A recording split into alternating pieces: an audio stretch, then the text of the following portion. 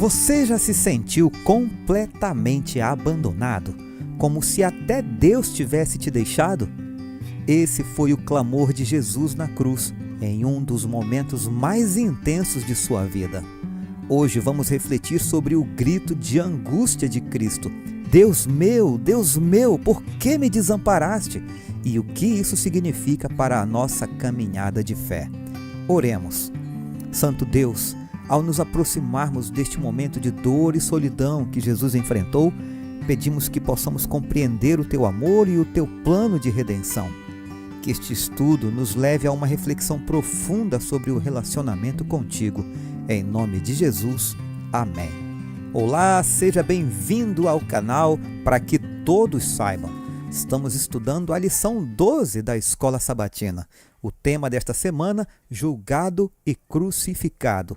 O verso para memorizar: por volta das 3 horas da tarde, Jesus bradou em alta voz: Eloi, Eloi, lama sabachthani, que significa: meu Deus, por que me abandonaste?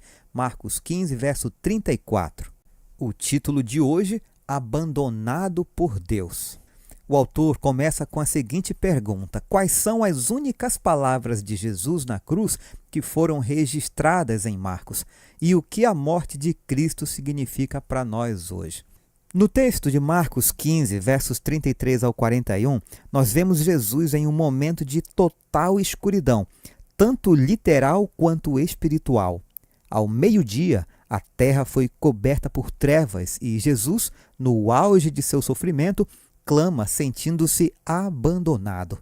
Essa passagem nos desafia a entender o mistério da dor de Cristo e como ele carregou o peso do pecado da humanidade. Vamos refletir sobre esse momento de aparente abandono e o que ele representa para a nossa vida através dos comentários do autor a partir de agora. Marcos apresenta a cruz como um lugar de profundas trevas em termos físicos e espirituais. Uma escuridão sobrenatural desceu sobre o Calvário naquela sexta-feira, desde o meio-dia até as 3 horas da tarde. Marcos 15, verso 33.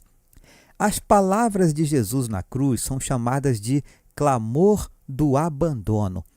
Cristo orou clamando a Deus, perguntando por que havia sido abandonado. Ele estava citando o Salmo 22, verso 1. Outras referências ao mesmo salmo ocorrem em Marcos 15, 24 e 29, indicando que as Escrituras estavam se cumprindo na morte de Jesus. Mesmo em meio às conspirações malignas dos homens, a vontade de Deus estava sendo cumprida.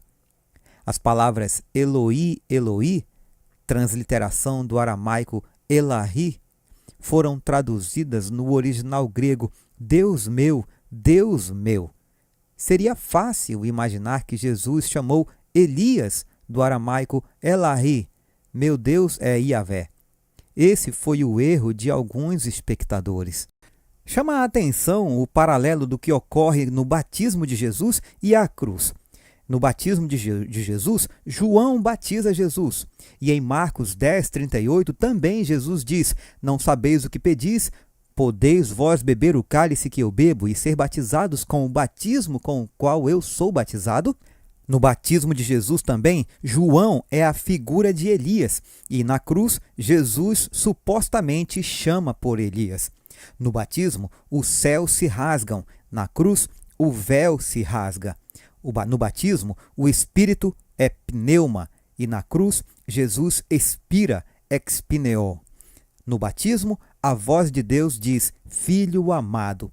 Na cruz, o centurião diz: o Filho de Deus.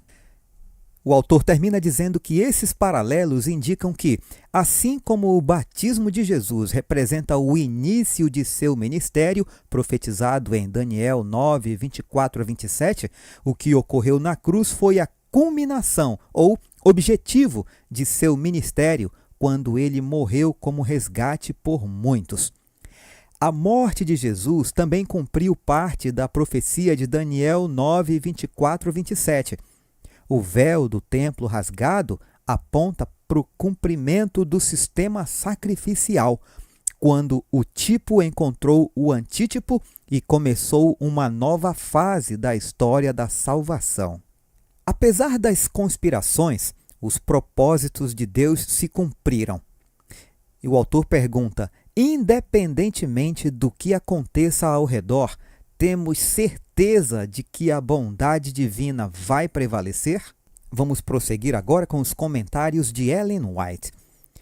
Toda a dor suportada pelo Filho de Deus sobre a cruz, as gotas de sangue que corriam de sua fronte, suas mãos e pés, as convulsões de agonia que sacudiam seu corpo e a indescritível angústia que enchia sua alma, quando o Pai ocultou dele a face, falam ao ser humano dizendo: foi por amor a você que o Filho de Deus consentiu em levar sobre ele esses odiosos crimes.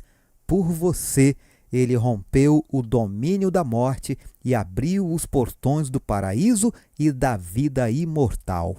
Aquele que por sua palavra acalmou as ondas revoltas e andou sobre as águas agitadas, que fez demônios tremerem e a doença fugir a seu toque, que chamou os mortos à vida e abriu os olhos dos cegos, ofereceu-se a si mesmo sobre a cruz como o último sacrifício pelo ser humano. Ele, o portador de pecados, suportou uma punição judicial pela iniquidade e tornou-se ele mesmo pecado pelo ser humano. História da Redenção, página 156. A ruptura do véu do templo mostrou que os sacrifícios e ordenanças judaicos não seriam mais recebidos. O grande sacrifício havia sido oferecido e aceito, e o Espírito Santo, que desceu no dia de Pentecostes, levou a mente dos discípulos do santuário terrestre para o celestial, onde Jesus havia entrado com seu próprio sangue, a fim de derramar sobre os discípulos os benefícios de sua expiação. Mas os judeus foram deixados em trevas completas.